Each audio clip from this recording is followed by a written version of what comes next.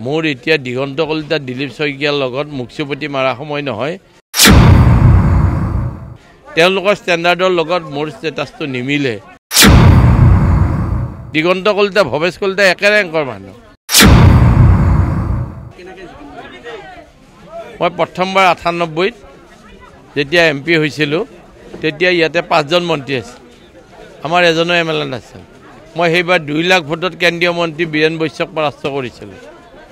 তে নিৰ্বাচনত MLA MP কথা নালাগে নহয় এমএলএ এমপি তেওঁলোক গ'লে মানুহে বেয়াহে পায় সমষ্টিত সবকে হেৰি কৰি থৈছে জ্বলাই থৈছে আমাৰ একো অসুবিধা নহয় একো অসুবিধা যিটো এমএলএ আছিল সেই তেওঁ যোৱাৰ পৰা আমাৰ মঙলদৈ সমষ্টিত ফিল ভালে হৈছে আমাৰ মই কেনেকৈ ক'ম সেইটো কথা তেওঁ মানুহক কিবা এই যোৱা ৫ বছৰত দৰং জিলাৰ মঙলদৈ লোকসভা সমষ্টিত দিলীপ শইকীয়াই কি কৰিছে কওক যোৱা ২০ বছৰ এই সমষ্টিটো বিজেপিৰ দখলত আছে একো কৰা নাই দিলীপ শইকীয়াইতো একোই কৰা নাই ইভেন তাৰ এমপি এলইডি লিষ্টটো তেওঁ পাব্লিছ কৰা নাই এতিয়ালৈকে কাক কিমান টকা দিছে তো কিয় ভোট দিব তেওঁ বহুত জায়গাত শুনিছোঁ তেওঁ সেই অঞ্চললৈ যোৱাই নাই মানুহে চিনিয়েই নাপায় এমপিজনক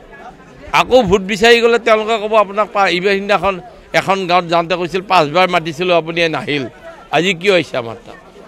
কোনে লৈ আহিছে আপোনাক এনেকুৱা ধৰণৰ আলোচনা চৰ্চা হৈছে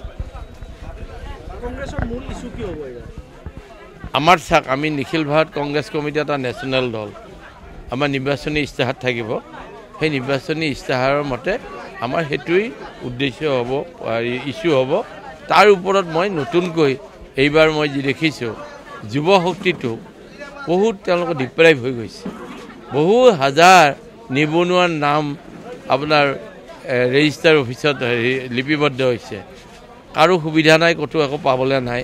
এইবোৰ ল'ৰাক কেনেকৈ ক'ত কি এনগেজ কৰিব পাৰি সেইটো চিন্তা চৰ্চা কৰিম আৰু স্বাস্থ্যৰ ক্ষেত্ৰত আমি দৰং জিলা ওদালগুৰি জিলা বহুত পিছপৰা স্বাস্থ্যৰ ক্ষেত্ৰত আগবাঢ়ি যাবৰ কাৰণে আমি হস্পিটেলবিলাকত ব্লাড বেংক একোটা ইতিমধ্যে দৰঙত ব্লাড বেংক মই দিছোঁ ওদালগুৰিতো এইবাৰ ব্লাড বেংক এটা দিয়াৰ চিন্তা চৰ্চা কৰিছোঁ আৰু টংলাত ব্লাড বেংক এটা দিয়াৰ চিন্তা চৰ্চা কৰিছোঁ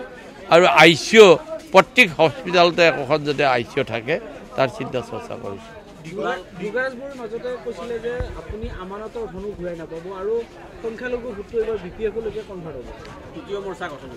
এইটো তেওঁৰ মতামত মই তেওঁৰ মতামতটো কেনেকৈ ক'ম কওকচোন মই এতিয়া তেওঁ নিৰ্বাচনৰ দিনা দেখিব সেইটোকে কৈ থ'ব তেওঁক লগ পালে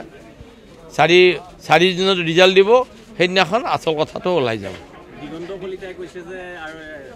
হেৰি দিলীপ শইকীয়া আৰু দিগন্ত কলিতাই আপোনাক টিকেটটো দিব দিছে কংগ্ৰেছক সেইকাৰণেহে ইয়াতে টিকেটটো দিব আজি ৰাতিপুৱা মই আপোনালোকৰ টিভিতে কৈ আহিছোঁ মোৰ এতিয়া দিগন্ত কলিতা দিলীপ শইকীয়াৰ লগত মুক্তিপতি মাৰা সময় নহয় মই কংগ্ৰেছৰ কেণ্ডিডেট মোৰ কাম কৰা সময় তেওঁলোকৰ যিটো ষ্টেণ্ডাৰ্ড সেই ষ্টেণ্ডাৰ্ডত তেওঁলোকে কথা কৈছে তেওঁলোকৰ ষ্টেণ্ডাৰ্ডৰ লগত মোৰ ষ্টেটাছটো নিমিলে গতিকে মই তেওঁলোকৰ লগত মুক্তিপতি মাৰি পেলাই সময় নষ্ট নকৰোঁ মই সেই কথাত আপোনালোকক কৈছোঁ তেওঁলোকৰ বক্তব্যত মই একো গুৰুত্ব দিয়া নাই হাঁহিছোঁহে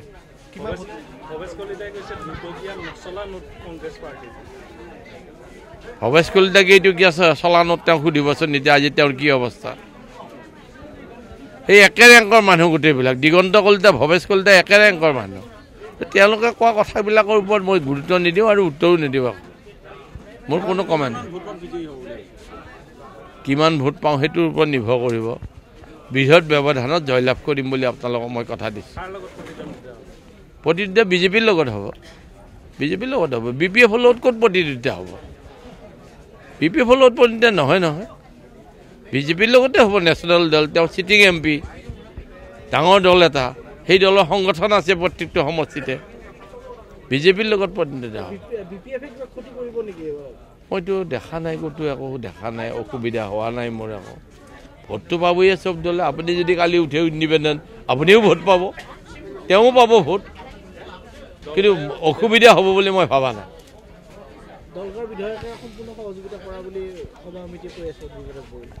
মুজিবুৰ ৰহমান দলগাঁৱৰ MLA কথা ক'ব নাপায় কাৰো বিপক্ষে তেওঁ হ'লে এজন বেপাৰী মানুহ ক'ত বেপাৰ কৰিলে লাভ হয় তেওঁ ঘূৰি ফুৰি এদিন BPF সমৰ্থন কৰে এদিন বিজেপি সমৰ্থন কৰে গতিকে তেওঁৰ মন্তব্য তেওঁৰ মানসিকতাৰ ওপৰত মইতো সিদ্ধান্ত দিব নোৱাৰিম মই আকৌ সিদ্ধান্ত দিব তে সেনেকুৱা মানুহে ভাৰতবৰ্ষত অসমত ছবিটো পৰিষ্কাৰ হোৱা নাই কাৰণ এতিয়াও ইলেকশ্যন আৰম্ভই হোৱা নাই আমাৰ ইলেকশ্যন ছেকেণ্ড ফেজত হ'ব আজি কেনেকৈ ক'ব আপোনালোকে কিন্তু আমি আজিৰ তাৰিখত কংগ্ৰেছ অসমত আগত ছেকেণ্ড বিজেপি থাৰ্ড আঞ্চলিক দলবিলাক হিচাপ নাই তেওঁলোকৰ হিচাপত অহা নাই তেওঁলোক গণতিত এতিয়ালৈকে অহা নাই কিন্তু এইটো পাৰ্চেণ্টেজ ইলেকশ্যন যেতিয়া হ'ব তেতিয়া ডেভেলপ হ'ব বাঢ়িব তেতিয়া আহিবও পাৰে তেওঁলোকৰ পাৰ্চেণ্টেজ